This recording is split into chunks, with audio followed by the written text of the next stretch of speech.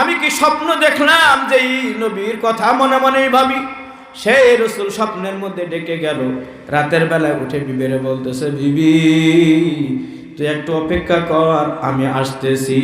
একটা দৌড় দিয়ে নবীজির ঘরে গিয়ে যে বলতেছে, ইয়া রাসূলুল্লাহ, ইয়া হাবিবাল্লাহ, আপনি আমারে রাতের বেলায় ডাক দিয়া ঘুমান।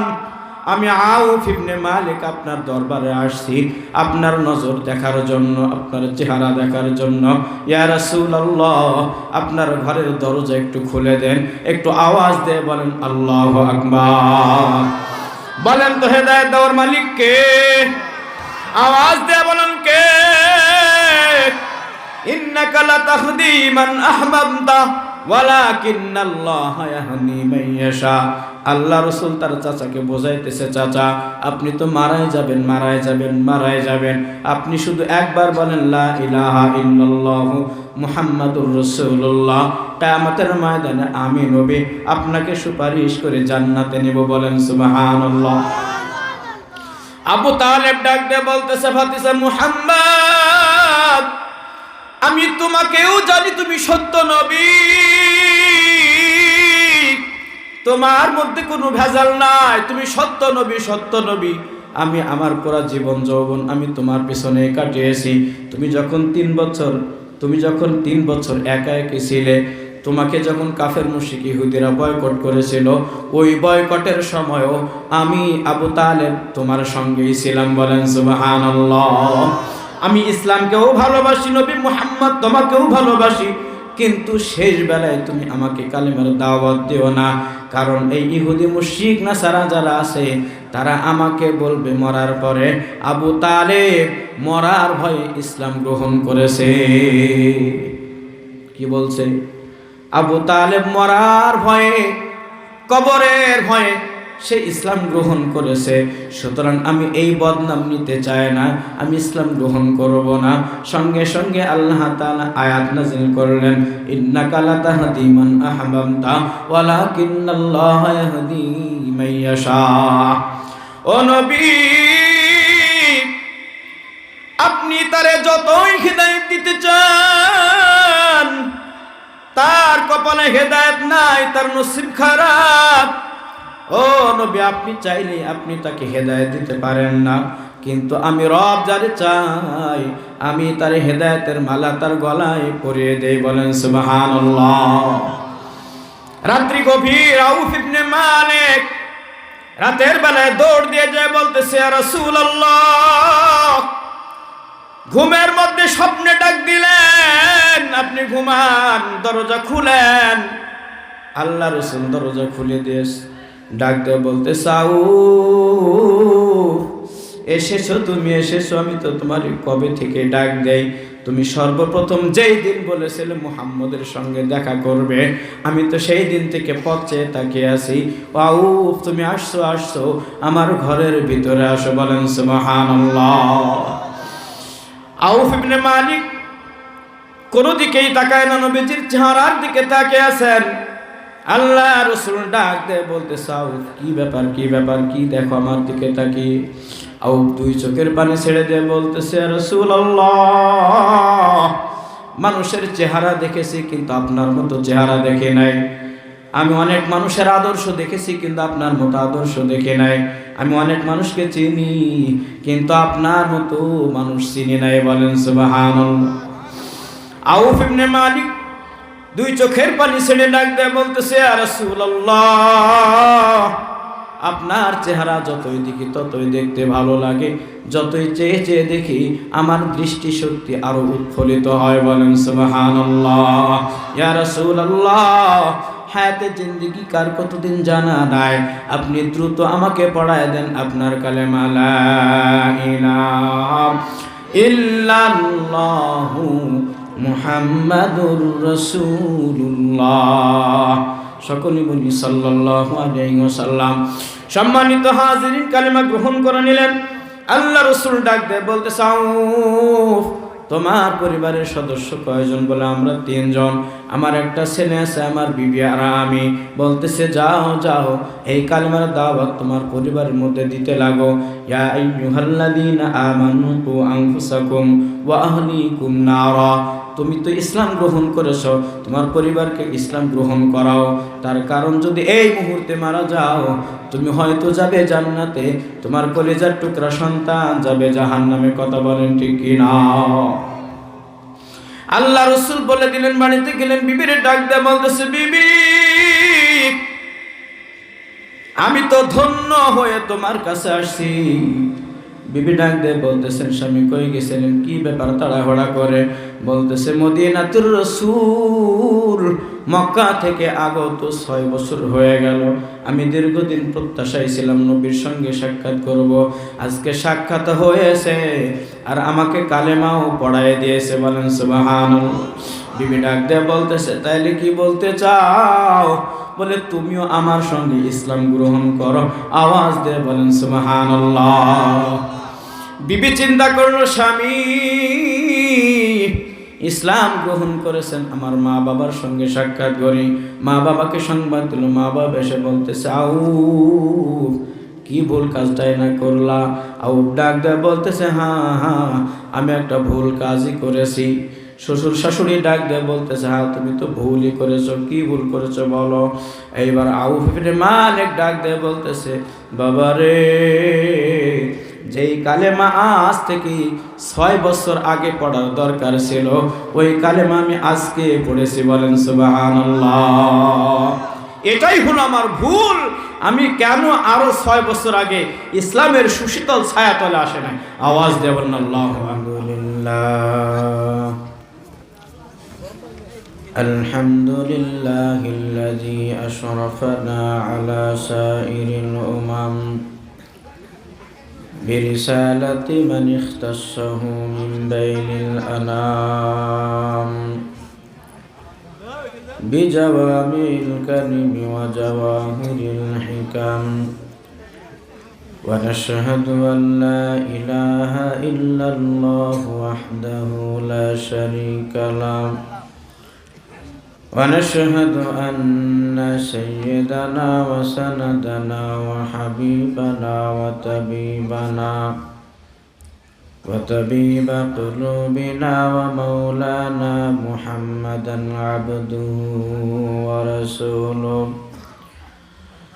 الذي أرسله بالحق بشيرا ونذيرا وداعيا إلى الله بإذنه وسراجا وقمرا منيرا أما بعد فأعوذ بالله من الشيطان الرجيم بسم الله الرحمن الرحيم كل نفس ذائقة الموت ثم إلينا ترجعون كل نفس ذائقة الموت وإنما توفون أجوركم يوم القيامة فمن زحزح عن النار وأدخل الجنة فقد فاز وقال رسول الله صلى الله عليه وسلم بادروا بالأعمال فتنا كقطع الليل المظلم يصبح الرجل مؤمنا ويمسي كافرا أو يمسي مؤمنا ويصبح كافرا يبيع دينه بعرض من الدنيا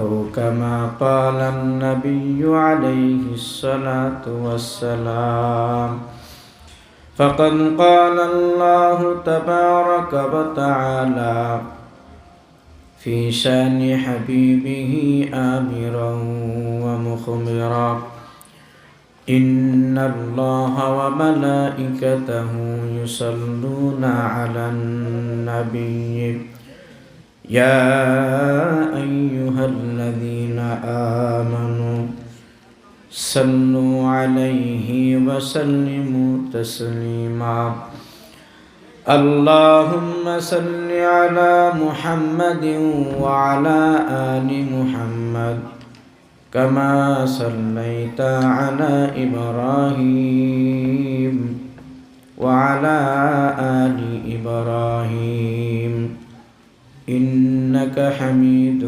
مجيد اللهم بارك على محمد وعلى آل محمد كما باركت على إبراهيم وعلى آل إبراهيم إنك حميد مجيد بلغ العلا بكماله كشف الدجى بجماله حسنت جميع خصاله صلوا عليه وآله تو شاہ جہاں عیب تو شاہ جہاں عیب جہاں را بگر جہاں را بادگر مدے ای امیر بلغ العلا بکمالہ كشف الدجى بجماله حسنت جميع خصاله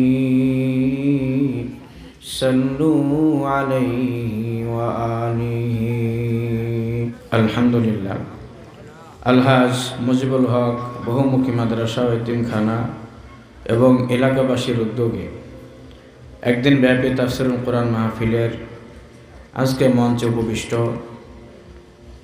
সম্মানিত সভাপতি জনাব মোহাম্মদ সুলাইমান হোসেন সাবেক মেম্বার এবং আজকের এই মাহফিলে বিশেষ মেহমান হিসাবে আপনাদেরকে আলোচনা শুনিয়ে ধন্য করেছেন হযরত মাওলানা আরিফ হাসান মুহতামিম আফিয়া তাসনিম কওমি মহিলা মাদ্রাসা পাটিকাবাড়ি। এছাড়াও আপনাদের কোরআন এবং হাদিস থেকে আলোচনা করে ধন্য করেছেন স্থানীয় ওলামা একরাম।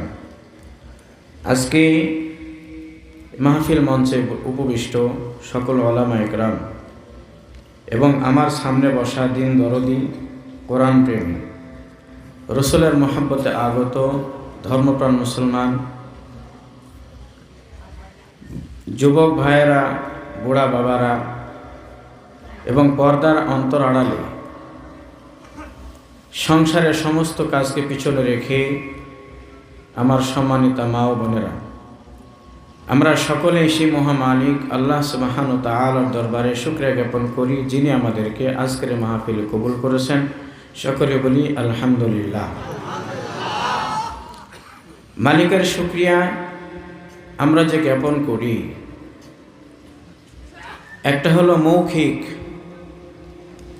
আর একটা হলো দৈহিক, আর একটা হলো সামাজিক, আর একটা হলো বাস্তবিক। আমরা যে মুখে বলি আলহামদুলিল্লাহ, এটা হলো মৌখিক, আল্লাহ তাআলার শুকরিয়া আদায় করা। কি করা বলেন? কিন্তু এটা আমার আপনার অন্তর থেকে হলো নাকি হলো না, এটা বোঝা বড় দায়।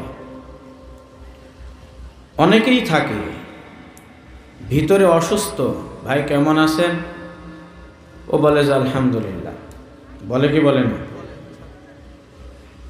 আবার অনেকেই আছে ভীষণ অসুস্থ, সে হাসি মুখে বলতেছে আলহামদুলিল্লাহ। দুইটার মধ্যে ব্যবধান আছে। প্রথমজন অসুস্থ, শুকরিয়া আদায় করছে, বলছে আলহামদুলিল্লাহ, কিন্তু সে এতটুকু ভাবে নাই যে আমি কেন বললাম আলহামদুলিল্লাহ, মানুষ বলে তাই বললাম। আর এক শ্রেণীর অসুস্থ, তারপরেও হাসি মুখে বলছে আলহামদুলিল্লাহ। কেন? সে জানে আমি যদিও অসুস্থ, কিন্তু আল্লাহ তাআলা আমাকে যে অসুস্থ রেখেছেন, আল্লাহ তাআলা আমাকে অসুস্থ রেখে যে খুশি, আল্লাহ তাআলার খুশির ওপরে আমিও খুশি, আলহামদুলিল্লাহ। এমন বান্দাবাদী দুনিয়ায় আসে না নাই? এজন্যই বললাম, আমরা যখন শুকরিয়া জ্ঞাপন করি, আলহামদুলিল্লাহ বলি, এটা কিছু কিছু ক্ষেত্রে কিছু কিছু সময় বুঝে শুনে বলতে হয়। বুঝে শুনে যদি বলা হয়, তাহলে এই শুকরিয়া, এই কৃতজ্ঞতা, মালিকের প্রশংসা আমার আপনার জীবনে কল্যাণ বয়ে আনবে। আর যদি না বুঝেই বলি, তাহলে তেমন একটা কল্যাণ বয়ে আনবে বলে আমারও মনে হয় না। এজন্য শুকরিয়া এমন এক জিনিসের নাম, হযরতে মূসা আলা নবিয়িনা ওয়াস সালাতু ওয়াস সালাম, আল্লাহ তাআলা তাকেও এই শুকরিয়ার ইতিহাস ঘটিয়েছে। মালিকের প্রশংসা আদায়ে মূসা আলাইহিস সালামকে বিশাল একটা ইতিহাস শিক্ষা দিয়েছে। তাহলে শুকরিয়া আমরা কেমন করে আদায় করতে পারি? শুকরিয়া বলতে কি বোঝায়? আপনারা এতটুকু বোঝেন, শুকরিয়া বলতে বোঝাই হলো আল্লাহ তাআলা আমাকে যেই নিয়ামত দান করেছে, এই নিয়ামতের যথাযথ ব্যবহার করা। কি করা বলেন? আল্লাহ তাআলা যেই নিয়ামত দান করেছেন, এই নিয়ামতটাকে যথাযথ ব্যবহার করার নামই হলো শুকরিয়া আদায় করা। সর্বশেষ যেটা বললাম, সেটা হলো বাস্তবিক অর্থে আল্লাহর শুকরিয়া আদায় করা। এটা আপনারা কিভাবে বুঝবেন? একটা উদাহরণ দিলেই বুঝবেন আপনারা। আপনি আপনার সন্তানকে বাজারে পাঠাইলেন 500 টাকার একটা লোড দিয়ে। কয়শো টাকা? 500 টাকার লোড দিয়ে বললেন, বাবা তুমি বাজারে যাও, এখান থেকে তুমি 1 কেজি দই নেবে, 1 কেজি মিষ্টি নেবে, বাকি যদি টাকা বাঁচে একটা আরসি অথবা ঠান্ডা পানি আনবে। তাহলে এই সন্তানটাকে 500 টাকার একটা নিয়ামত দেওয়া হলো। কি দেওয়া হলো? 500 টাকার নিয়ামত দেওয়া হলো, এবং বলা হলো এই 500 টাকা তুমি বাজারে নিয়ে যাবে এবং যথাযথ খরচ করবে। আমি যেভাবে বললাম সেভাবে। এই সন্তানটা বাজারে গেল, দইও কেনে নাই, মিষ্টিও কেনে নাই, কিনছে একটা মদের বোতল। কি কিনছে? মদের বোতল তো খুব ভালো জিনিস না? একটা মদের বোতল কিনছে, আর 2টা কি বলে সিগারেটে তো মেলা নাম আছে, ধরে নেন ডার্বি সিগারেট। এরপরে আবার আসার সময় বাজার থেকে টানতে টানতে আসতেছে বাবার সামনে। তো বাবাই তো বলছে, বাবা 500 টাকা দিলাম, 1 কেজি দই, 1 কেজি মিষ্টি, টাকা বাঁচলে ঠান্ডা পানি আনবা। সন্তানে কি করছে? একটা মদের বোতল, সিগারেট আসার সময় ধরাইছে, টানতে টানতে আসতেছে। এখন বলেন, বাবা তো খুব খুশি, তাই না? আপনারা কষ্ট পাচ্ছেন? রাত্রি বেশি হয়ে যাচ্ছে? আপনার এলাকায় কি এই কয়টা মুসলমান আরো আছে? আরো আছে? প্যান্ডেলের ভিতর বাইরে? আল্লাহু আকবার। আপনাদের মাহফিলের ডেট আমি আজ থেকে প্রায় 2 মাস আগে পেয়েছি। আজ থেকে প্রায় 2 মাস আগে আপনাদের এই মাহফিলের ডেট দেওয়া আমার। তো অন্তত পক্ষে আপনারা 2 মাস না হলেও 1 সপ্তাহ আগে তো শুনছেন। এলাকাবাসী শুনছে, মাইকেন হয়েছে, পোস্টারিং হয়েছে, এলাকার মধ্যে একটা প্রচার প্রসার হয়েছে কম ও বেশি। কিসের জন্য? মাহফিলের জন্য। একটু আওয়াজ দেন না, কিসের জন্য? আওয়াজ দেন, কিসের জন্য? একটা গল্প শোনেন। যেই সময়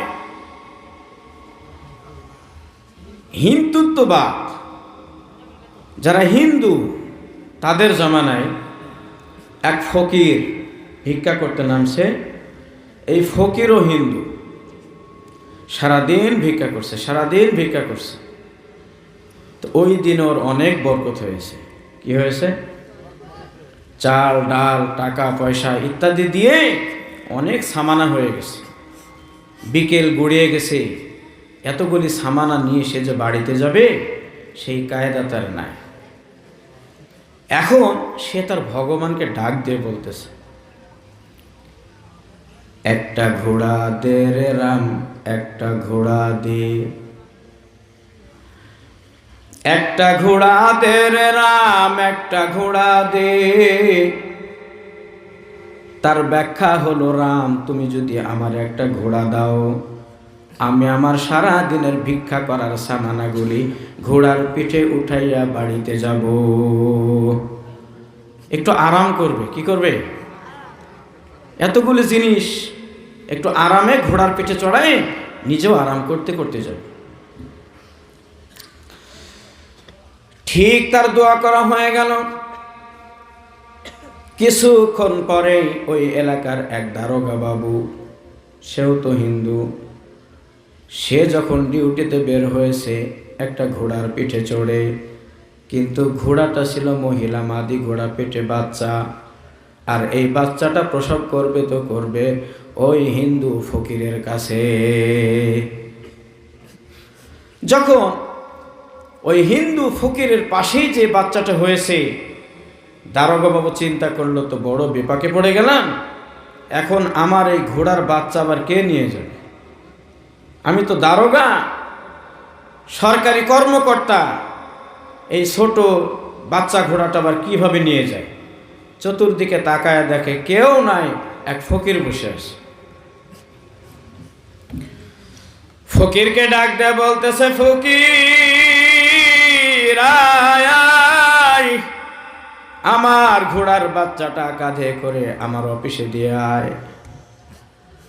ফকির চিন্তা করলো, দারোগা বাবু বলছে হাতে লাঠিও আছে, আবার পিছনে একটা রাইফেলও ঝোলানো। এখন যদি আমি বলি না না ও দারোগা বাবু আমি পারবো না আপনার ঘোড়া নিয়ে যাইতে, তাইলে তো আমারও জেলখানা। কথা বলে?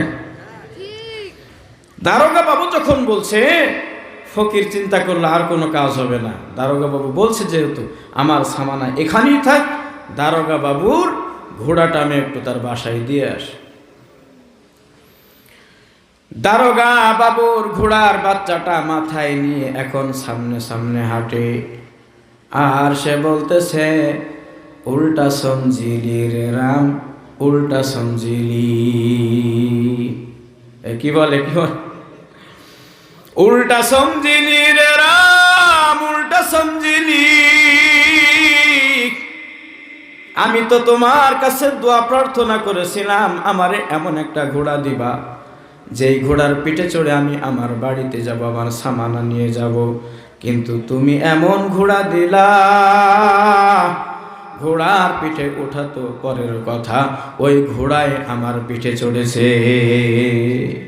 কথা বলেন ঠিক কি ঠিক না? উল্টা সমঝিলি রে রাম, উল্টা সমঝিলি।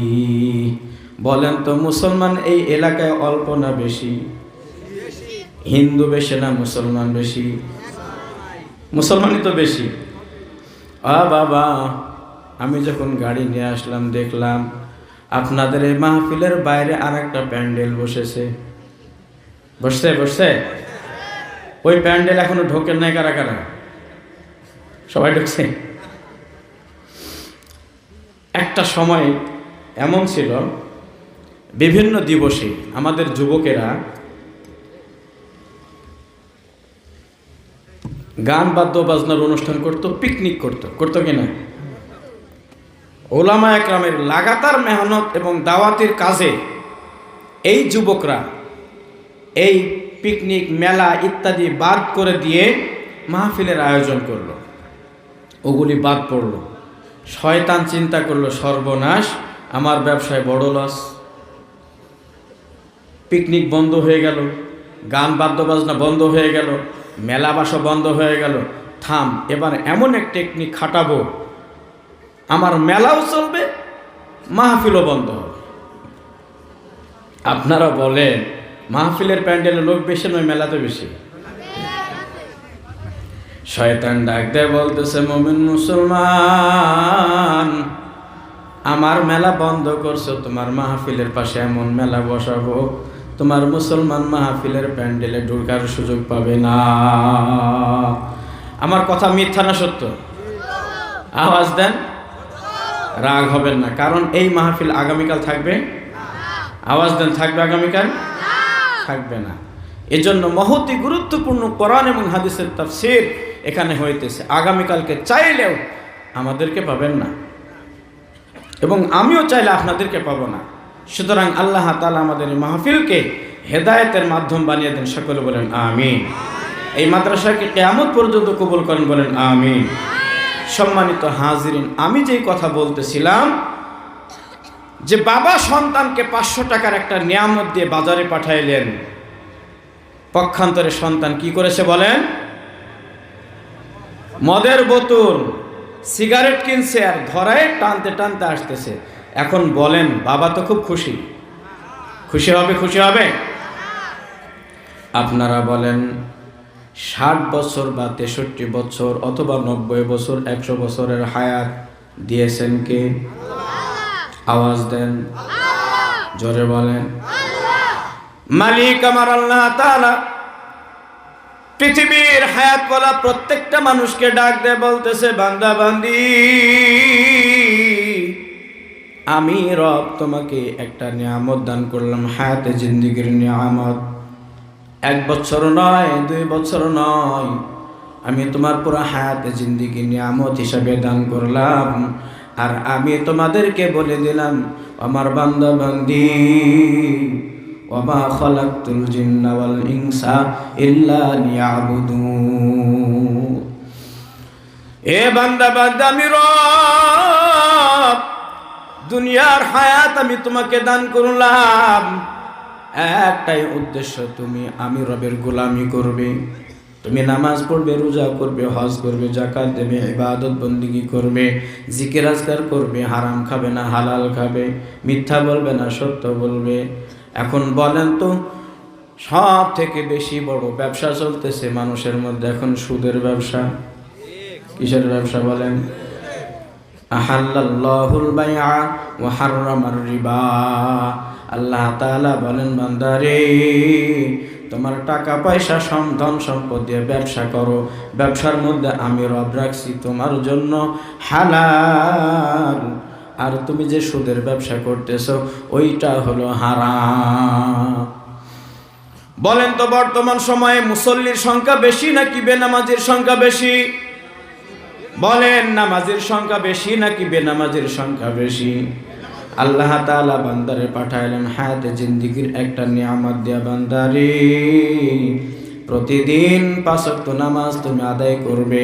অথচ আমরা লক্ষ্য করে দেখি এলাকার মধ্যে বেনামাজের সংখ্যাই হলো বেশি।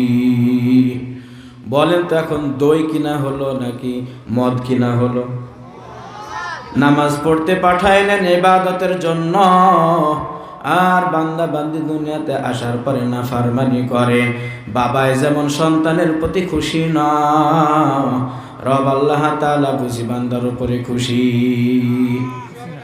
আওয়াজ দেন, আওয়াজ দেন। যারা বুঝছেন তারা বলেন ঠিক কি ঠিক না? বেনামাজির সংখ্যা যদি বেশি হয়ে যায়, বেঈমানের সংখ্যা যদি বেশি হয়ে যায়, নাফরমানের সংখ্যা যদি বেশি হয়ে যায়, বাবা, মালিকের পক্ষ থেকে গজব আসতে দেরি হবে না। একটার পর একটা গজব আসতেছে না, আসতেছে না? আসে কি আসে না? ওই রব আমাদের প্রতি নারাজ হয়ে গেছে। এজন্য আল্লাহ তাআলা বলেন, কুল্লু নাফসিন যায়িকাতুল মাউত বলেন তো এই কথা কার? আওয়াজ দিয়ে বলেন। আমি এমন একটা আয়াত তেলাওয়াত করেছি বাবা, এমন কোন মুসলমান নর নারী নাই যারা এই আয়াতের অর্থ জানে না। কুল্লু নাফসিন যায়িকাতুল মাউত, প্রত্যেকটা প্রাণীকে মৌতের স্বাদ গ্রহণ করা লাগবে। আল্লাহ তাআলা বলেন, বান্দারে শুধু তোমার মৌত হবে এই পর্যন্ত না। যদি আয়াতটা এখানেই শেষ হয়ে যায় তো কুল্লু নাফসিন যায়িকাতুল মাউত, বান্দা তোমার মরণ হয়ে যাবে, তুমি মরে যাবা, এই পর্যন্ত যদি হতো তাইলে আমাদের কোনো চিন্তাও ছিল না, টেনশন ছিল না। আল্লাহ তাআলা বলেন, ওয়া ইন্নামা তুওয়াফাউনা উজুরাকুম ইয়াউমাল কিয়ামা, বান্দারে কিয়ামতের ময়দানে আমি রব তোমার পুরা হায়াতে জিন্দেগীর পূর্ণ প্রতিদান দান করব। কি দান করবে? ওয়া ইন্নামা তুওয়াফাউনা উজুরাকুম ইয়াউমাল কিয়ামা, কিয়ামতের ময়দান ও বান্দা বান্দি, আমি রবের সামনে যখন দাঁড়ায় যাবা, আমি রব তোমাদের আমলনামার প্রত্যেকটা পৃষ্ঠায় উল্টায় দেখব। যখন কোনো বেনামাজি রবের সামনে আমলনামা নিয়ে যাইবে, আল্লাহ তাআলা বলবে, বান্দারে পৃষ্ঠা উল্টাবে, ফজর নাই, পৃষ্ঠা উল্টাও দেখবে জোহর নাই, পৃষ্ঠা উল্টাও দেখবে আসর নাই, মাগরিব নাই, এশা নাই। যারা হয়তো নামাজ পড়েন নাই বলেন কথা ঠিক না বেঠিক? ওয়া ইন্নামা তুওয়াফাউনা উজুরাকুম ইয়াউমাল কিয়ামাহ, কিয়ামতের ময়দানে রব আল্লাহ তাআলা বান্দার প্রত্যেকটা আমলের হিসাব নেবে। তার কারণ আমাকে আপনাকে হায়াত দিয়েছেন কে? আওয়াজ দেন। হায়াত নামক নিয়ামত মালিক আমাকে আপনাকে দান করেছেন। শুধু তাই নয়, আল্লাহ তাআলা বলেন, আফা হাসিবতুম আন্নামা খালাকনাকুম আবাসা, বান্দারে তুমি কি ভাবো, তুমি কি মনে করো আমি রব তোমাকে এমনি হায়াত দান করেছি? কোন বাবা যদি কোন সন্তানরে 100 টাকার নোট দিয়ে বলে বাজারে যাও 1 কেজি পটল কিনবে, 1 কেজি আলু কিনবে, এইভাবে করে হিসাব ধরায়া দেয়। এই সন্তান যদি বাজারে যায়, বাস বাবা যা বলছে তাই আনছে। তারপর সন্তানকে ডাক দেয়, বলবে, বাবায় সন্তান রে, তোমাকে যে 100 টাকা দিলাম, তুমি কি আনছো বলো? টাকা আর লাগবে নাকি তোমার শর্ট পড়েছে? অথবা বলো তোমার কাছে টাকা বেঁচে আছে নাকি নাই? একজন বাবা তার আপন সন্তানকে 100 টাকার নোট দিয়ে যদি বাজারে পাঠায়, পাঠানোর পরে সন্তান ঘুরে আসে আর বাবা তার 100 টাকার হিসাব নাই, আমি আপনি বলি ওই মালিক আল্লাহ তাআলা আমাকে 60 বছরের জিন্দেগি দান করলেন, 70 বছরের জিন্দেগি দান করলেন। ওই মালিক ডাক দিয়ে বলতেছেন, বান্দারে তুমি এখন বলো তোমার হায়াতে জিন্দেগির 80 বছর কিভাবে কাটাইলা? তুমি দিনে কয় ওয়াক্ত নামাজ পড়েছো? সামনে আগত পবিত্র মাহে রমজানুল মুবারক আসতেছে, ও বান্দা তুমি কয়টা রোজা পালন করেছো? সামনে রমজান মাস আসতেছে, জাকাতের সময়, তোমার সম্পদের কতটুকু জাকাত তুমি আদায় করেছো? এইভাবে আল্লাহ তাআলা বলেন, তুমি কি ভাবো আমি রব তোমাকে এমনি দুনিয়াতে পাঠাইছি? না, আমার কাছে তোমাকে ফিরে আসাই লাগবে, আর তোমার পুরা হায়াতে জিন্দেগির হিসাব আমি রব নেব। যার কারণে বিশ্ব নবী আকা নামদার তাজদার মদিনা জনাবে মুহাম্মদুর রাসূলুল্লাহ সাল্লাল্লাহু আলাইহি ওয়াসাল্লাম আখিরি জামানার নবী পৃথিবীতে আসছেন। আল্লাহ তাআলার পক্ষ থেকে জান্নাতের একজন ফেরেশতার দল আছে যাদেরকে বলা হয় রিদওয়ান। এই রিদওয়ান ফেরেশতা আল্লাহ রাসূল সাল্লাল্লাহু আলাইহি ওয়াসাল্লামকে ডাক দিয়ে বলতেছেন, ইয়া রাসূলুল্লাহ, মালিক আল্লাহ তাআলা আমাকে জমিনের ভূখণ্ডে কোথায় কতটুকু সম্পদ মালিক আল্লাহ তাআলা রেখেছেন, তার খাজানার ভান্ডারের মালিক আমাকে বানাইস।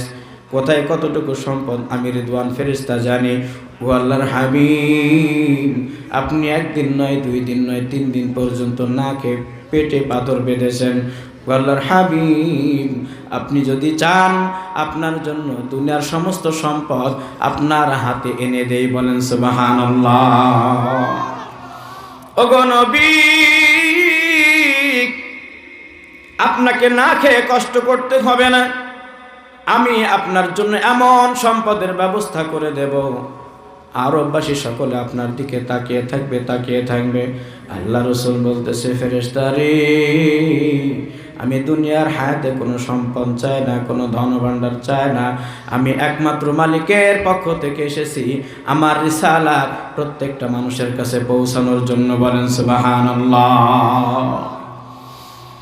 নবীজি মক্কা থেকে মদিনায় যখন হিজরত করে চলে গেলেন, তার কারণ মক্কায় বার কালেমার দাওয়াত দেয় কাফের মুশরিক ইহুদি নাসারা, তারা বলে না না না, এ মুহাম্মদ পাগল হয়ে গেছে, মুহাম্মদ জাদুগ্রস্ত হয়ে গেছে, মুহাম্মদের উপরে জিন ভর করেছে।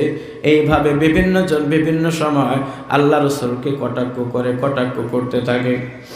তৎকালীন জামানার একজন ইহুদি বড় পণ্ডিত, অনেক জ্ঞানের অধিকারী, যে শুধু মানুষকে বিভিন্নভাবে ফুফা দিত, মানুষের রোগ ভালো করত, জিনে ধরলে জিন ছাড়াইত। মক্কার ভূমিতে আবু জেহেল উতবা সাহেবা তারে ডাক দিয়েছেন আর বলতেছে, শোনো, এই মুহাম্মদ নামের আমার এক ভাস্তি আছে, তারে জিনে ধরছে, তুমি যদি পারো আমার ভাস্তি মুহাম্মদকে একটু জিন ছাড়ায় দাও। কি বলছে? জিন ছাড়ায় দাও। ও আবল তাবল কথা বলে, কি কথা বলে, সে মালিকের পক্ষ থেকে কালেমার দাওয়াত দেয়। শুধু তাই নয়, তার বাপ দাদার ধর্ম পরিত্যাগ করেছে, একটা ধর্মের কথা বলে, সেই ধর্মের নাম নাকি ইসলাম। সুতরাং তুমি যাও, তাকে একটু জাদুগ্রস্তকে সরায়া দাও, তার কাছ থেকে জিনকে সরায়া দাও। বেশ কিছুদিন কেটে গেল, নবী মুহাম্মদ সাল্লাল্লাহু আলাইহি ওয়াসাল্লামের সঙ্গে তার দেখা হয়ে গেল। এইবার ডাক দিয়ে বলতেছে, মুহাম্মদ, তোমার ব্যাপারে আমি সবই শুনছি, কোনো ভয় নাই, কোনো ডর নাই। আমি যার ব্যাপারে কবিরাজি করি, আমি যাকে ফুফা দেই, তার রোগ ভালো হয়ে যায়। তবে শোনো, আমি যদি তোমার চিকিৎসা করি, তোমার রোগও ভালো হয়ে যাবে। আল্লাহ রাসূল তো সব বুঝতে পেরেছেন, বোঝেন না। আল্লাহ রাসূল ডাক দিয়ে বলতেছে, বাবা রে, তুমি কথা বলার আগে আমার কিছু কথা শোনো। বলতেছে, হ্যাঁ বলো শুনি, কি বলতে চাও? আল্লাহ রাসূল শুধু কয়েকটা বাক্য উচ্চারণ করেছেন, ইন্নাল হামদালিল্লাহ ওয়াসসালাতু ওয়াসসালামু আলা রাসূলিল্লাহ। শুধু এতটুকু বাক্য যখন পাঠ করেছে, ইহুদের দিলে যে আঘাত করেছে, বলেন সুবহানাল্লাহ। তার কারণ আরবিক মানুষ, তার আরবি বুঝত। ইন্নাল হামদালিল্লাহ, নিশ্চয় সকল প্রশংসা রব আল্লাহ তাআলার জন্য। ওয়াসসালাতু ওয়াসসালামু আলা রাসূলিল্লাহ, আর দরুদ ও সালাম রাসূলের প্রতি। ওয়া আশহাদু আন্না মুহাম্মাদার রাসূলুল্লাহ, এবং আমি সাক্ষ্য দিতেছি নবী মুহাম্মদ আল্লাহর রাসূল, বলেন সুবহানাল্লাহ। এই ইহুদি নবীজির মুখের এত সুন্দর বাক্য শুনে বলতেছে, মুহাম্মদ, আমি বিভিন্ন কাহিনের কাছে গেছি, তাদের মুখ থেকে এত সুন্দর বাণী শুনি নাই। অনেক জাদুকারের কাছে গেছি, এত সুন্দর বাণী আমি শুনি নাই। আমি অনেক কবি সাহিত্যিকের কাছে গেছি, এত সুন্দর বাণী আমি শুনি নাই। ও মুহাম্মদ, আমি আসছিলাম তোমাকে ফু দেওয়ার জন্য, তোমার রোগ সারার জন্য। কি রোগ সারবো? তুমি আমার রোগ ভালো করো, বলেন সুবহানাল্লাহ। আল্লাহ রাসূল ডাক দিয়ে বলতেছে, কি বলতে চাও? ইহুদি ডাক দিয়ে বলতেছে, ইয়া রাসূলুল্লাহ, ইয়া হাবিবাল্লাহ, আপনি আমারে আপনার এই কালেমা পড়ায় দেন না। আশহাদু আল্লা ইলাহা ইল্লাল্লাহু মুহাম্মাদুর রাসূলুল্লাহ। ও বাবা, কালেমা পড়ে মুসলমান হয়ে গেল। নবীজি পৃথিবীর বুকে আসছেন শুধু একটাই মিশন, আখিরি জামানার নবী। বেশি দিনের জন্য আসে নাই, মাত্র 63 বছরের হায়াত নিয়ে আসছে একটা কালিমার দাওয়াত দেওয়ার জন্য। নবীজির পূর্বে কত রাসূল আসছে, কত নবী আসছে, কত পয়গম্বর আসছে। আল্লাহ তাআলা তাদের হায়াত এত পরিমাণের বেশি দান করেছে। হযরত নূহ আলাইহিস সালাম তিনি শুধু দাওয়াতি কাজই করেছেন 950 বছর। কয় বছর? আওয়াজ দেন। 950 বছর শুধু দিনের দাওয়াত দিয়েছে। ফলশ্রুতিতে কি হয়েছে? 950 বছর দাওয়াত দেওয়ার পরে মাত্র 40 জন ইসলাম গ্রহণ করেছে। কয়জন? জোরে কন। এখন বলেন, আমার আপনার নবীর হায়াত কম, কিন্তু দিন ও দাওয়াতকে পৌঁছাইতে হবে সারা বিশ্বে মাত্র 63 বছরে। কয় বছর? এই 63 বছর জিন্দেগির মধ্যে তো আল্লাহ রসুলের আগেই 40 বছর কেটে গেছে। কাটছে না? কাটে নাই। কারণ নবুয়তি পেয়েছে তো মাত্র 40 বছর পার হওয়ার পরে। তার মানে মাত্র 23 বছরের জিন্দেগিতে সারা বিশ্বে ইসলাম কায়েম করা লাগবে। বলেন, এখন দৌড়াইতে হবে আস্তে না জোরে? আওয়াজ দেন। মক্কার ভূমিতে আল্লাহ রসুল বারবার দাওয়াত দেয়, কবুল হয় না। কিন্তু আল্লাহ রসুল অল্প সময় ইসলামকে বিস্তৃত করার জন্য নিজের জন্মভূমি পিতৃকুলের সব কিছু ছেড়ে দিয়ে মদিনায় যখন চলে গেলেন, মদিনায় আল্লাহ রসুল সাল্লাল্লাহু আলাইহি ওয়াসাল্লাম আগমন করলেন। মদিনার বেশ কিছু মানুষ বড় খুশি হয়ে গেলেন। আসতেছে আমেনার ছেলে নবী মুহাম্মদুর রাসূলুল্লাহ সাল্লাল্লাহু আলাইহি ওয়াসাল্লাম, অনেকেই খুশি। আবার যারা ইহুদি ছিল তারা কিন্তু খুশি না। নবী করিম সাল্লাল্লাহু আলাইহি ওয়াসাল্লাম গেছেন শুধু দ্বীনের দাওয়াত নিয়ে। তৎকালীন জামানায় মদিনায় একজন বিশিষ্ট ব্যক্তিত্ব ছিলেন, যিনি ওই এলাকার একজন ধনাঢ্য ব্যক্তি ছিলেন। তার নাম হলো আউফ ইবনে মালিক। তিনি এখনো মুসলমান হন নাই, কিন্তু প্রভাবশালী লোক। তার যত নেতৃস্থানীয় লোক, যত কর্মী, সকলকে ডাক দিয়ে বলতেছে, শোনো, মদিনায় আসছে মক্কা থেকে একজন, তার নাম হলো মুহাম্মদ। চলো যাই, আমরা তার একটু সাক্ষাৎ লাভ করে আসি।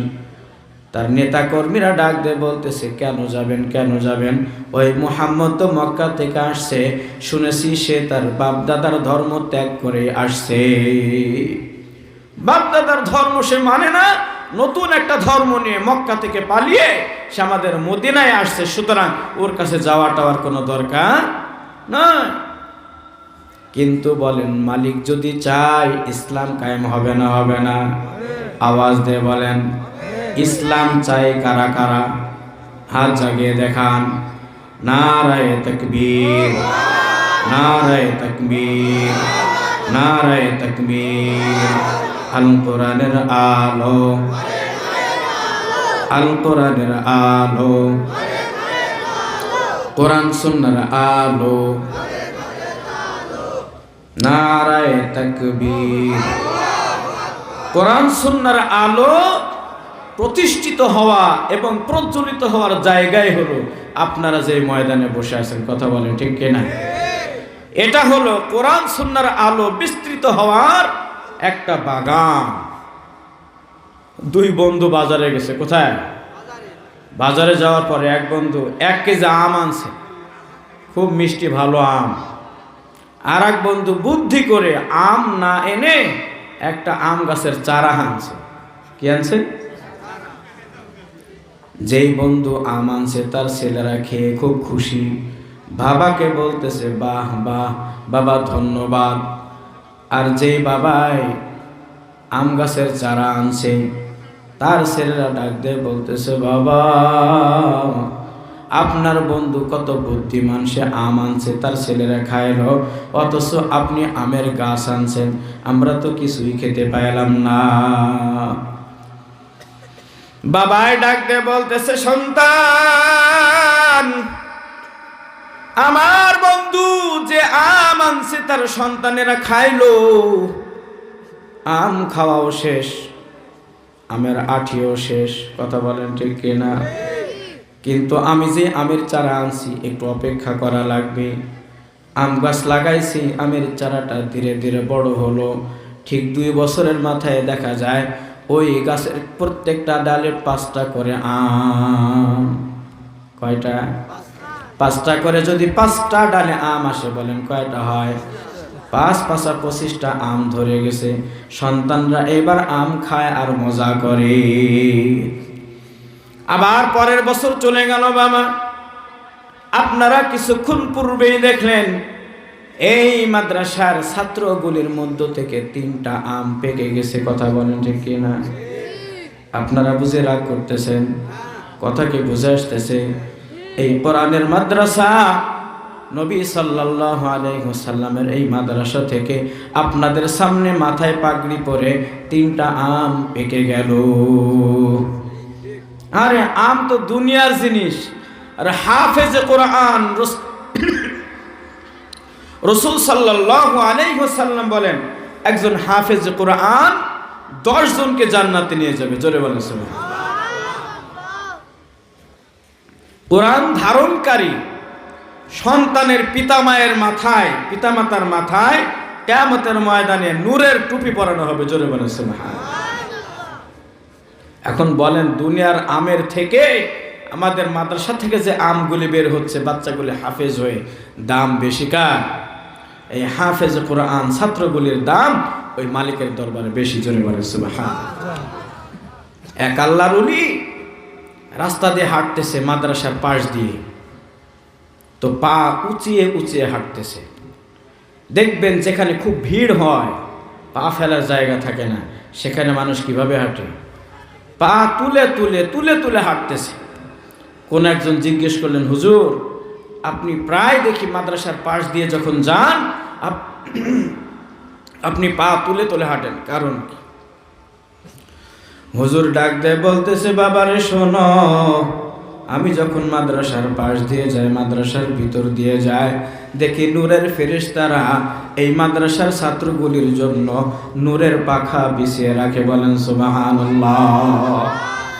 সুতরাং নূরের ফেরেশতার পাখা, এই পাখার উপরে আমার পা পড়বে, এই ভয়ে আমি একেবারে ছোট ছোট করে পা ফেলে যাই। জোরে বলেন সুবহানাল্লাহ।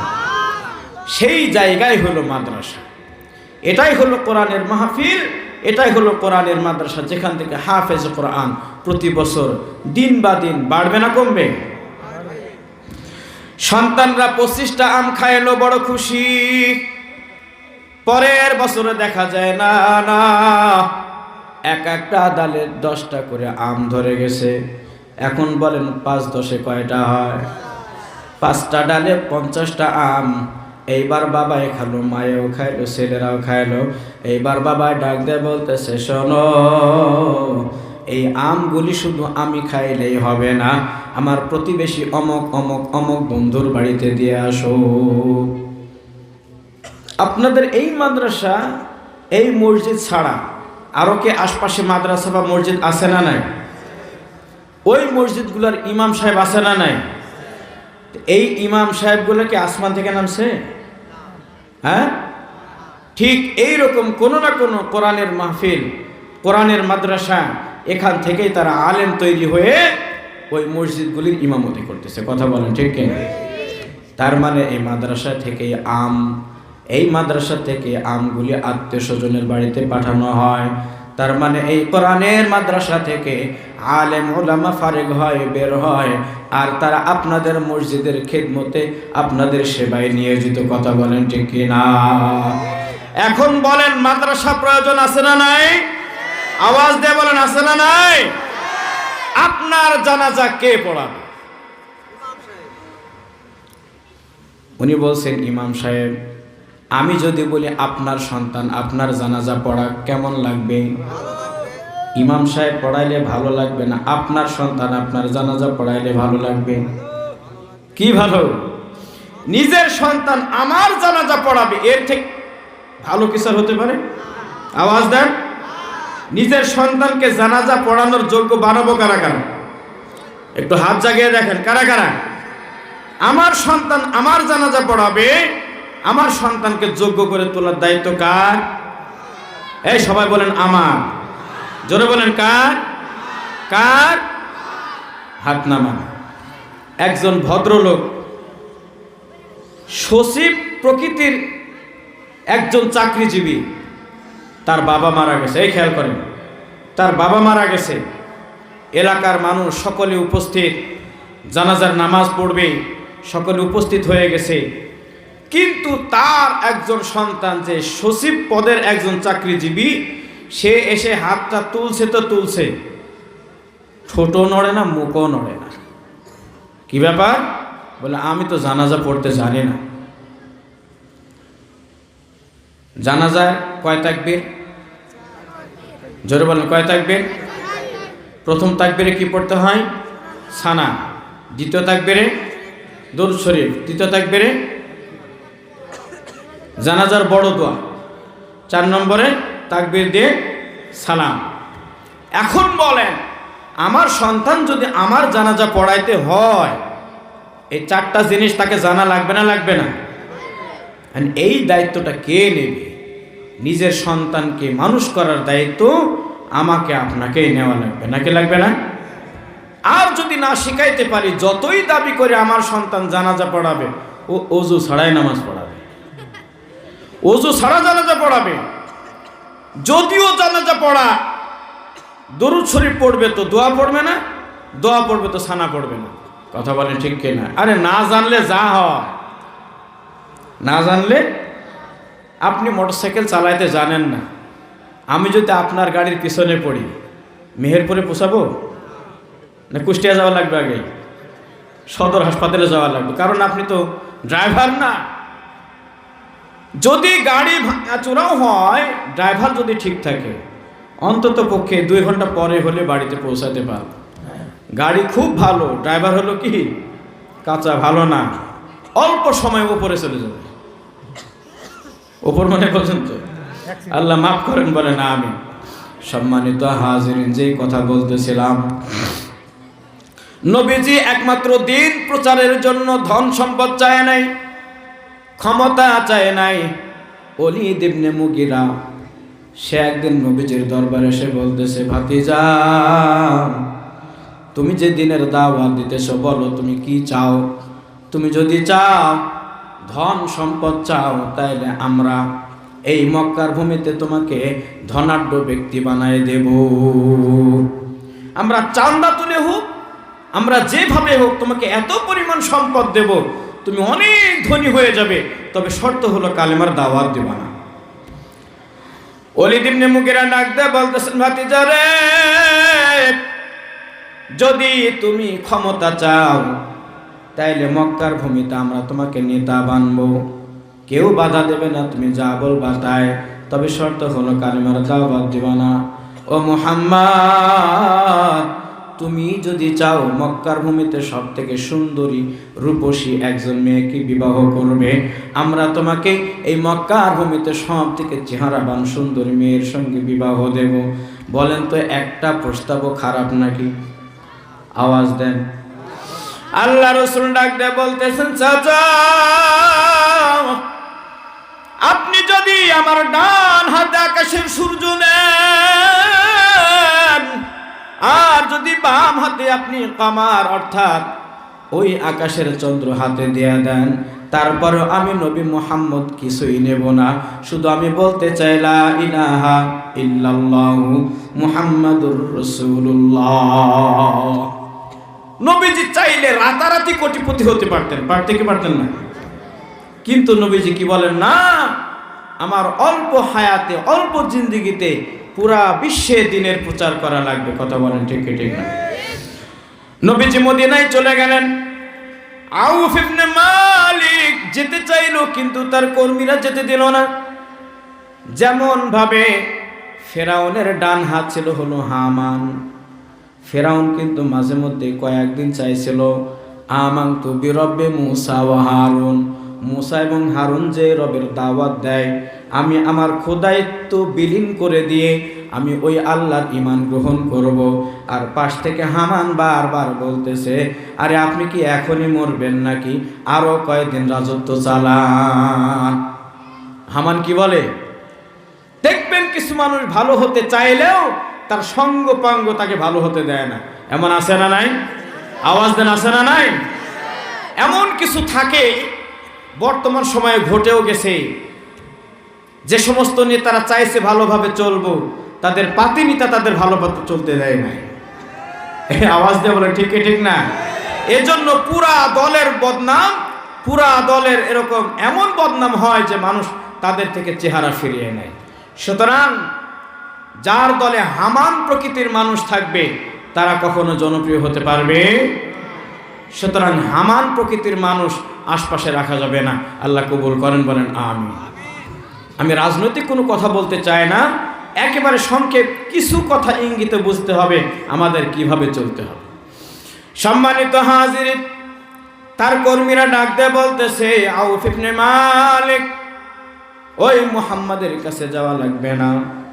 একদিন চলে যায়, 2 মাস যায়, 1 বছর যায়, 2 বছর যায়, 6 বছরের মাথায় রাতের বেলায় ঘুমে আছে আউফ ইবনে মালিক স্বপ্নের মধ্যে দেখতেছে ওই মদিনার রাসূল ডাক দিয়ে বলতেছে, আউফ ইবনে মালিক আমার কাছে আসলি না, একটু আমার হাতটা ধরে মুসাফা করলি না। আউফ ইবনে মালিক রাতের বেলায় ঘুমটা ভেঙে গেল, চক্ষু খুলেই দেখে বিছানায় কই নবী, কই রাসূল। আমি কি স্বপ্ন দেখলাম যে এই নবীর কথা মনে মনেই ভাবি? সেই রাসূল স্বপ্নের মধ্যে ডেকে গেল, রাতের বেলায় উঠে বিবিরে বলতেছে, বিবি তুই একটু অপেক্ষা কর, আমি আসতেছি। একটা দৌড় দিয়ে নবীজির ঘরে গিয়ে যে বলতেছে, ইয়া রাসূলুল্লাহ, ইয়া হাবিবাল্লাহ, আপনি আমারে রাতের বেলায় ডাক দিয়া ঘুমান। আমি আউফ ইবনে মালিক আপনার দরবারে আসছি আপনার নজর দেখার জন্য, আপনার চেহারা দেখার জন্য। ইয়া রাসূলুল্লাহ, আপনার ঘরের দরজা একটু খুলে দেন। একটু আওয়াজ দিয়ে বলেন আল্লাহু আকবার। বলেন তো হেদায়েত দেওয়ার মালিক কে? আওয়াজ দিয়ে বলেন কে?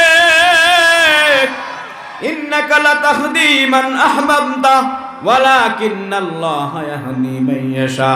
আল্লাহ রাসূল তার চাচাকে বোঝাইতেছে, চাচা আপনি তো মারাই যাবেন, মারাই যাবেন, মারাই যাবেন।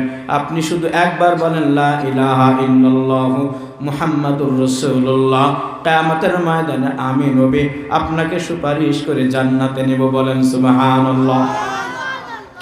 আবু তালেব ডাক দিয়ে বলতেছে, ভাতিজা মুহাম্মদ, আমি তোমাকেও জানি তুমি সত্য নবী,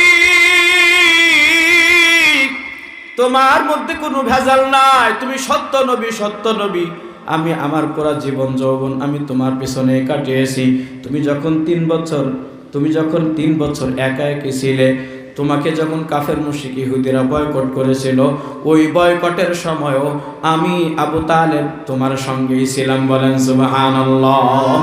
আমি ইসলামকেও ভালোবাসি, নবী মুহাম্মদ তোমাকেও ভালোবাসি, কিন্তু শেষ বেলায় তুমি আমাকে কালেমার দাওয়াত দিও না, কারণ এই ইহুদি মুশরিক নাসারা যারা আছে তারা আমাকে বলবে মরার পরে আবু তালেব মরার ভয়ে ইসলাম গ্রহণ করেছে।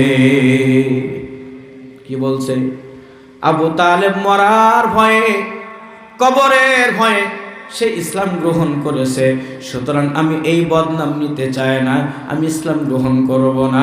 সঙ্গে সঙ্গে আল্লাহ তাআলা আয়াত নাযিল করলেন, ইন্নাকা লাতাহদি মান আহবাবতা ওয়ালাকিন্নাল্লাহা ইয়াহদি মান ইয়াশা। ও নবী, আপনি তারে যতই হিদায়াত দিতে চান, তার কপালে হেদায়েত নাই, তার নসিব খারাপ। ও নবী, আপনি চাইলে আপনি তাকে হেদায়েত দিতে পারেন না, কিন্তু আমি রব যারে চাই আমি তার হেদায়েতের মালা তার গলায় পরিয়ে দেই। বলেন সুবহানাল্লাহ।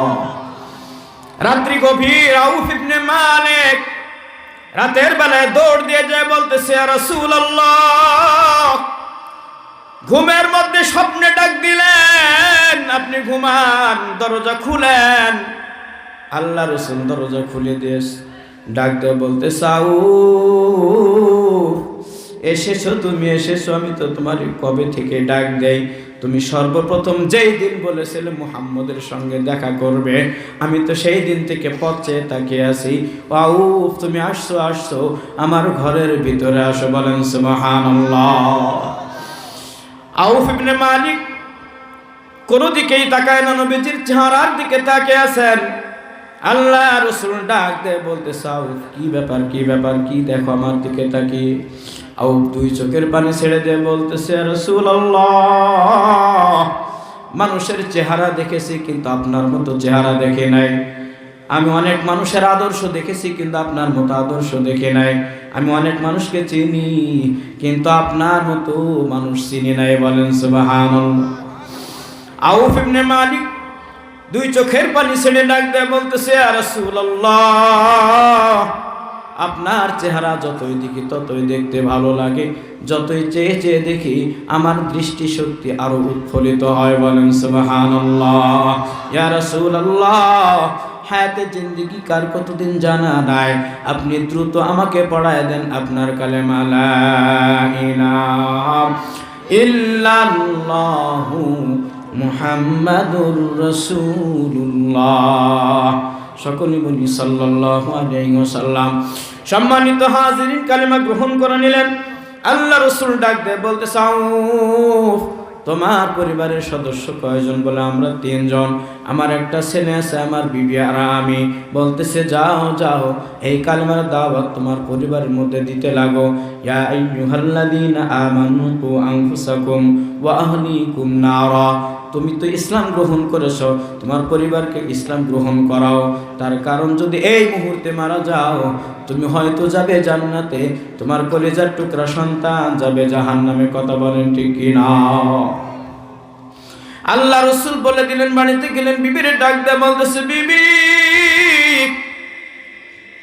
আমি তো ধন্য হয়ে তোমার কাছে আসছি।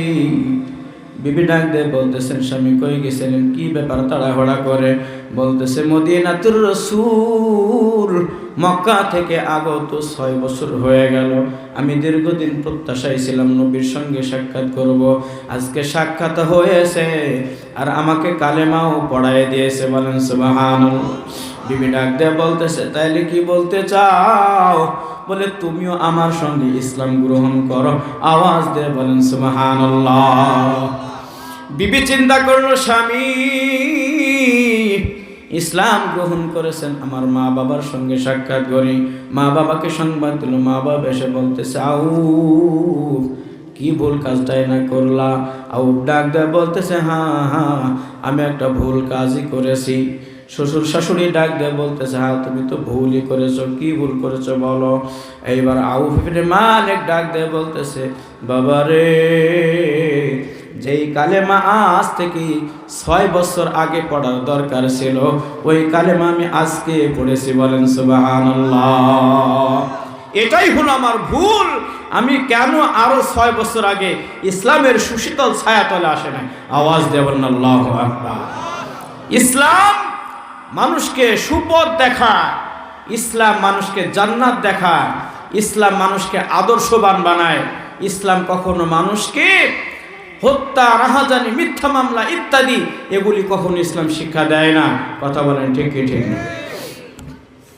আউফ ইবনে মালিক বিবির নাক দিয়ে বলতেছেন, শোনো, তুমি যদি আমার ঘর করতে চাও কালেমা গ্রহণ করা লাগবে। বিবিও চিন্তা করলো, বিবাহের পরে আপন বলতে স্বামী আর কেউ নাই, ঠিক না? বর্তমান সমাজেও দেখবেন কিছু পণ্ডিত মহিলা আমার মায়েরা আছে, বোনেরা আছে, স্বামীর উপরে বড় পোদ্দারি করে। শেষে বলে, তোমার ভাত খাবো না, আমি বাড়ি গেলাম। ডিভোর্স নেয় কি নেয় না? এমন ডিভোর্স নেয়, স্বামীর বাড়িতে 4টা ভাত খাইতে পারে তো মায়ের বাড়িতে যে ভাবির হাতের ঝাঁটা খায়। আওয়াজ দিয়ে বলেন ঠিক কি ঠিক না? এজন্য বাবা, আর রিজালু কাওয়ামুনা আলান নিসা, মালিকের পক্ষ থেকে মহিলাদের উপরে আল্লাহ তাআলা পুরুষদের সম্মান দান করেছেন। পুরুষদেরকে আল্লাহ তাআলা দায়িত্ব দিয়েছেন। তার কারণ পৃথিবীর বুকে এমন কোনো মহিলা নাই যারা দুনিয়ার হায়াতে নবী হয়েছে। কোন নবী মহিলা আছে নাকি? আওয়াজ দেন। পৃথিবীর বুকে কোনো মহিলা নবী হিসাবে আসে নাই, বরঞ্চ মা ও পর্দার আড়ালের বোনেরা, নিজের আদর্শ যদি সুন্দর হয়, ওই নবী না হইলেও নবীর মা হওয়া যায়। কথা বলেন ঠিক কিনা? এজন্য নবী হওয়া দরকার নাই। হযরতে মারিয়াম আলাইহিস সালামের মা, তার নাম হলো হান্না। তার পেটে যখন সন্তান আসলো, এই হান্না মালিককে ডাক দিয়ে বলতেছে, গো মালিক, আমার পেটে যেই সন্তানটা আছে, এই সন্তানটা আমি বাইতুল মুকাদ্দাসে দান করব। সে বাইতুল মুকাদ্দাসের সেবা করবে, আমি তারে দান করে দেব। ইন ক্বালাত ইমরাতু ইমরান রব্বি ইন্নী নাযারতু লাকা মা ফি বাতনি মুহাররারা। আমার এই বুতুনের মধ্যে, আমার পেটের মধ্যে যে সন্তান, আমি বাইতুল মুকাদ্দাসে দান করব, অর্থাৎ মসজিদে আমি দান করে দেব, মসজিদের সেবা শুশ্রূষা করবে। কিছুদিন পরেই দেখা গেল তার একটা সন্তান আসলো, কিন্তু সন্তানটা হয়েছে মেয়ে সন্তান। কি সন্তান? কিন্তু মারিয়াম আলাইহিস সালামের মা হান্নার মনের একটা টান ছিল, পেটে পুত্র সন্তান আছে, এই সন্তানটা আসবে আর আমি মসজিদে দান করব। কারণ এখনকার জামানায় তো 5 মাস না হইতে 3 বার চেক আপ করা সারা। হ্যাঁ, 5 মাস না হইতে 3 বার চেক আপ করা সারা। ছেলে না মেয়ে, ছেলে হলে এই নাম, মেয়ে হলে এই নাম, আগে ডিকশনারিতে তোলা সারা। তৎকালীন জামানায় কি ছিল সনো করা? হ্যাঁ, যতক্ষণ পৃথিবীর আলো না দেখছে ততক্ষণ তারা জানে না ছেলে হবে নাকি। এইবার সে বড় আফসোস করে ডাক দেয়, বলতেছে, আল্লাহ ফালাম্মা ওয়াদাআতহা উনসা ওয়াল্লাহু আ'লামু বিমা ওয়াদাআত। এইবার হান্না ডাক দেয়, বলতেছে, আল্লাহ, আমি তো আমার পেটের সন্তান, কন্যা সন্তান জন্ম দিয়েছি, কিন্তু আমার মনের আশা ছিল আমার সন্তান হবে যেটা পুত্র, ওইটাকে বাইতুল মুকাদ্দাসে দান করব। মানে বাইতুল মুকাদ্দাস ছিল তৎকালীন জামানার কেবলা।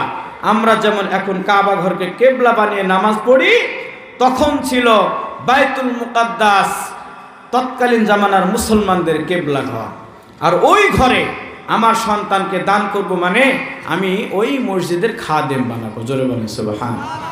কত সুন্দর নিয়াত! আর আমাদের মা বোনেরা এত সুন্দর সুন্দর নিয়াত করে, নাম রাখাকে পল্টু, বল্টু, ঝন্টু। হ্যাঁ, আবার দেখবেন পোশাক পরাবে অমক নায়ক, তমক নায়কের মতো। যখন একটু বড় হবে দেখবেন অমুক নায়কের মতো হতে হবে, তমক নায়কের মতো হতে হবে। কিন্তু কোরআন কি শিক্ষা দেয়? মারিয়াম আলাইহিস সালামের মা তার পেটে সন্তান আসার সাথে সাথে বলতেছে, আমার সন্তান মসজিদে দান করবো। জোরে বলেন সুবহানাল্লাহ। তাহলে আমাদের সন্তানগুলি মাদ্রাসায় দেব তো ইনশাআল্লাহ। যদি ইনশাআল্লাহর আওয়াজ কম হয়, বুঝবো যে আপনারা ওয়াজ বোঝেন না। মারিয়াম আলাইহিস সালামের মা হান্না বলতেছে, আমার সন্তান মসজিদে দান করব। যখন তার সন্তান এসে গেল, আল্লাহ তাআলাকে আফসোস করে ডাক দেয়, বলতেছে, আল্লাহ, ভেবেছিলাম পুরুষ সন্তান হবে, মেয়ে সন্তান হয়েছে কন্যা সন্তান। আল্লাহ তাআলা বলেন, আল্লাহু আ'লামু বিমা ওয়াদাআত। আমি ভালোই জানি তুমি কি সন্তান প্রসব করেছো, অর্থাৎ তুমি যে সন্তান প্রসব করেছো আমি আল্লাহ ভালো জানি। ভালো জানে কে? তোমার সন্তান পৃথিবীতে আসার আগে তার পেটে কি আছে জানেন কে? আল্লাহ তাআলা এবার বলতেছেন, ওয়ালাইসা যাকারু কাল উনসা। কখনো কখনো পুরুষের থেকে মহিলা উত্তম। জোরে বলেন সুবহানাল্লাহ। তার মানে মা বোনেদের অপমান অপদস্থও করা যাবে না। কথা বলেন, মা বোনেদের আঘাত করা যাবে না। অনেক স্বামী আছে তার বিবিকে অকথ্য ভাষায় গালি দেয়, দেখে দেয় না? অনেক সময় এমন আচরণ করে, এমন আচরণ, আমার ওই বোন বাড়িতে থাকতেও পারে না। এমন কোন আচরণ করা যাবে? কোনো ঝগড়াঝাটি করা যাবে? মারামারি করা যাবে? স্বামী স্ত্রী হবে মধুর মিলন, তাদের মধ্যে কথা হবে ভালোবাসার কথা। আর যদি মারামারি কাটাকাটি হয় তাহলে তো বড় বিপদ, কেউ ছাড়াতে পারবে না। এক স্বামী আর এক স্ত্রী, বুঝছেন, খুব গন্ডগোল করে। ওদের একটাই কাজ হলো গন্ডগোল করা। স্বামী যদি মাঠ থেকে আসে, এক গ্লাস পানি দিত, ওই দেখো এখানে ঢেলি খাও, টিউবওয়েল দেখতে পাও না, পানি তুলি খাও। মনে করছে আমি বৈশি খাই, সকালের রান্না দুপুরের রান্না অমুক তো, এমন করে কি করে না? কিছু মেয়েরা আছে না। এরপরে মনে করেন স্বামীর কি দেমাগ ঠিক আছে, নাংলা নড়ি নিয়ে এসে কেবল বাড়িতে বসছে। এখন তো নাংলা নড়ি নাই, ছিল এক সময়। বলতে এই অমুকের পিঠে অমুক তাড়া, তোর কি করি, দিল এক তাড়া মার। এখন এই বিবি চিন্তা করলে গন্ডগোল তো থামে না। পাশে ইমাম সাহেব আছে, মসজিদের ইমাম সাহেব। স্বামী যখন গেছে মাঠে, ইমাম সাহেবকে যে বলতেছে, হুজুর আমার স্বামী তো খুব বেয়াড়া, আমাকে মারতে পারলে ছাড়ে না, খুব অত্যাচার করে, খুব মারধর করে, তা আপনি একটু পানি পড়া দেন। ইমাম সাহেব চিন্তা করলে এরকম কেস তো একটা না, কথা বলেন, এমন কেস তো একটা না, অনেক কেস আসে। ইমাম সাহেব বলল, আচ্ছা ঠিক আছে, তোমাকে একটা পানি পড়া দেব, তবে শর্ত আছে। কি শর্ত? ইমাম সাহেব বলতেছে, আমি পানিতে ফু দিয়ে দিলাম, তোমার স্বামী যখনই বাড়িতে আসবে তখনই তুমি এক ঢোক পানি মুখে নিবা, কুলিও করবে না, গিলবাও না। কি করবে না? কুলিও করা যাবে না, গিলে খাওয়াও যাবে না, যতক্ষণ তোমার স্বামী বাড়িতে থাকবে। যদি এইভাবে আমার নিয়ম মানো, আমার পড়া পানিতে কাজ হবে, নাইলে কাজ হবে, কাজ হবে। ইমাম সাহেব এমন শর্ত দিয়েছে, তোমার স্বামী যখনই ঘরে ঢুকবে পানি মুখে নিবা, গিলবাও না, ফেলবাও না। যদি গিলো তাইলে কাজ হবে না, ফেললেও কাজ হবে না। বিবি চিন্তা করলো, যাক মোটামুটি তাইলে এবার একটা শান্তি পাওয়া যাবে। স্বামী যখন আসছে দুপুরবেলায়, সাথে সাথে মুখে পানি দিয়েছে। পানি দেওয়ার পরে পানি মুখে দিলে কি হয়? মুখ ফুলে আসে। স্বামী বলতেছে, পানি দে, কোনো কথা না। কি রে, পানি চাইলে পানি দিল না, আচ্ছা পানি নিয়ে খাইছে। ভাত দে, কোনো কথা নেই। কথা বললে কি পানি থাকবে মুখে? তাহলে বের করা নিষেধ। আবার যদি গিলে ফেলে, তাবিজে কাজ হবে না। প্রথম দিন চলে গেল, স্বামী নিজের কাজ নিজেই করল। পরের দিন একই অবস্থা।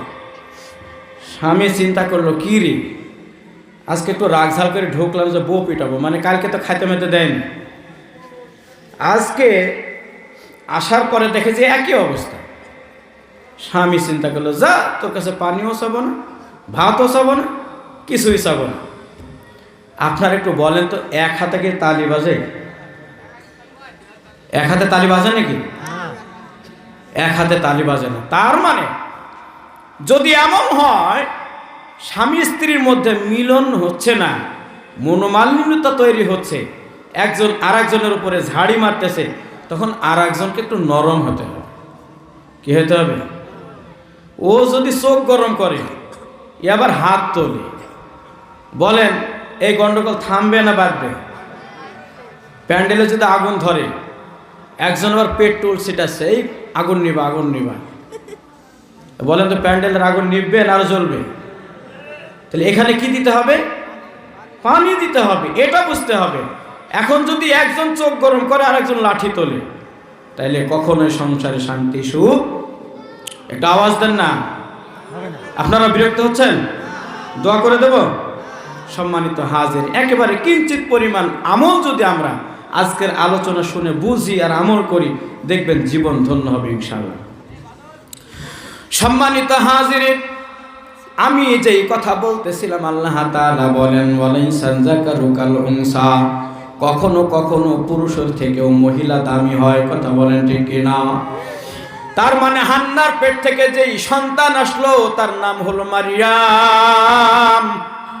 আল্লাহ তাআলা মারিয়াম আলাইহিস সালামকে এত সম্মানিত করলেন, তার পেট থেকে একটা সন্তান দিলেন, যেই সন্তানের নাম হলো ঈসা। কি নাম জোরে বলেন?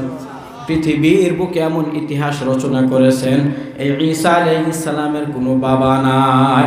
আল্লাহ তাআলার পক্ষ থেকে মারিয়াম আলাইহিস সালামের পেটে একটা নবী দান করেছেন, যেই নবীটা নবুয়তি পেয়েছে মাত্র 3 দিনে। আওয়াজ দেন, কয় দিনে? এই একজন নবী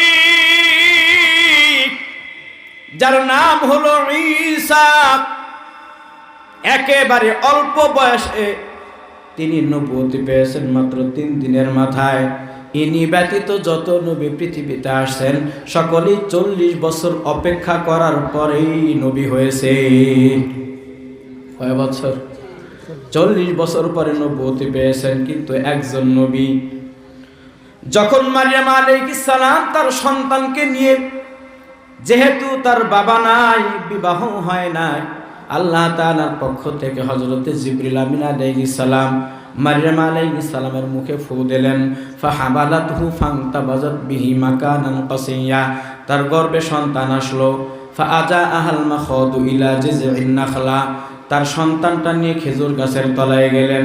আর তিনি বললেন, আল্লাহ, আমার এই সন্তান হওয়ার আগেই যদি আমি মারা যাইতাম বড় ভালো হইতো, কারণ আমার স্বামী নাই। আমি যদি সন্তান হাতে করে আমার সমাজে যায়, সমাজের মানুষ ভালো বলবে না খারাপ বলবে?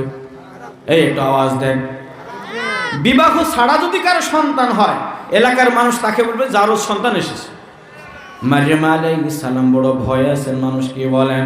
আল্লাহ তাআলা বলতেছেন, মারিয়াম কোনো ভয় নাই, কোনো ভয় নাই, আমি তোমাকে খেজুর দান করলাম। ওই সময়তেই যেই জায়গায় দাঁড়িয়েছিলেন একটা শুকনা খেজুরের গাছ, আল্লাহ তাআলা বললেন, তুমি খেজুরের ডাল ধরে টান দাও। আল্লাহ তাআলা যখনই টান দিয়েছেন, ওই শুকনা খেজুর গাছ থেকে তাজা তাজা খেজুর পড়েছে। জোরে বলেন সুবহানাল্লাহ। মারিয়াম ডাক দিয়ে বলতেছে, আল্লাহ, শুকনা খেজুরের ডাল থেকে যদি তাজা খেজুর আসতে পারে, তাইলে তুমি রব আমার সন্তান পৃথিবীতে দিতে পারো। কথা বলেন ঠিক কিনা? মালিক আল্লাহ তাআলা তাকে সান্ত্বনা দিলেন, ভয় নাই, কোনো ডর নাই, তোমার সন্তানকে নিয়ে চলে যাও।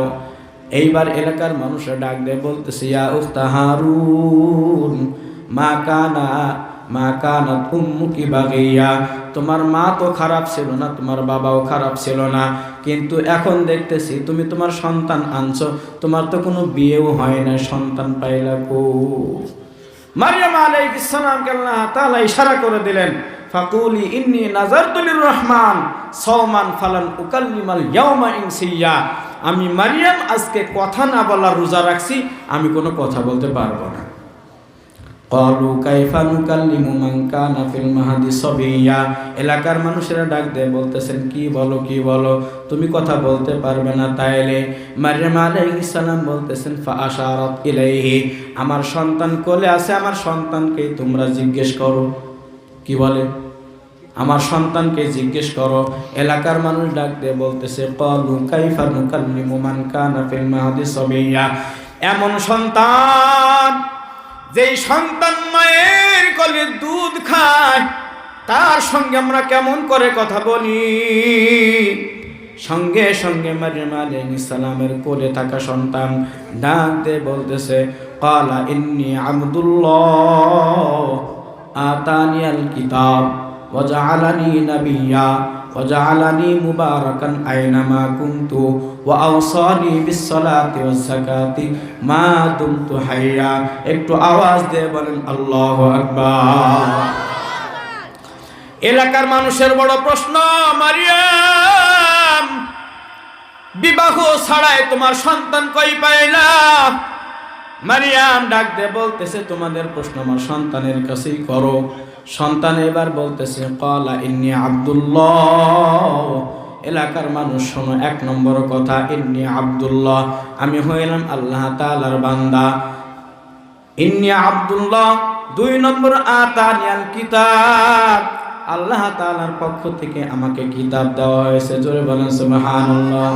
ওয়া জাআলানি নাবিয়্যা, আমাকে নবী করে পাঠানো হয়েছে। জোরে বলেন সুবহানাল্লাহ। 3 দিনের মাথায় কথা বলতেছে কি? 3 নম্বরে আমাকে নবুয়ত দান করা হয়েছে। জোরে বলেন সুবহানাল্লাহ। ওয়া জাআলানি নাবিয়্যা ওয়া জাআলানি মুবারাকান আইনামা কুনতু, আমি যেখানেই থাকি না কেন আল্লাহ তাআলার বরকত আমাকে দান করে। জোরে বলেন সুবহানাল্লাহ। রবের বরকত, আমি যেখানেই থাকি সেখানে রবের পক্ষ থেকে বরকত আছে।